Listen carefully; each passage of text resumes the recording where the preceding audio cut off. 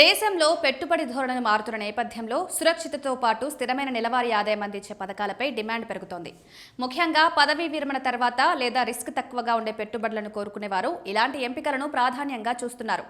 ఈ క్రమంలో ఎస్బీఐ అందిస్తున్న యాన్యుటీ డిపాజిట్ స్కీమ్పై దృష్టి పెరిగింది. ఈ పథకం కింద పెట్టుబడిదారుడు ఒకేసారి పెద్ద మొత్తాన్ని డిపాజిట్ చేస్తాడు. తర్వాత బ్యాంక్ ప్రతి నెల ఒక నిర్దిష్ట మొత్తాన్ని చెల్లిస్తుంది. ఈ చెల్లింపులో అసలు మొత్తంతో పాటు వడ్డీ కూడా ఉంటుంది. అందువల్ల ముందుగానే ఎంత మొత్తాన్ని పొందుతామో అంచనా వేయడం సులభం. సుమారు 10 లక్షల వరకు పెట్టుబడి పెడితే నెలకు దాదాపు 25,000 వరకు రావచ్చు. అయితే ఖచ్చితమైన మొత్తం వడ్డీ రేటు కాలపరిమితిపై ఆధారపడి ఉంటుంది. ఈ పథకంలో వడ్డీ లెక్కింపు ఫిక్స్డ్ డిపాజిట్ తరహాలోనే జరుగుతుంది. త్రైమాసిక చక్ర వడ్డీ విధానం అనుసరిస్తారు.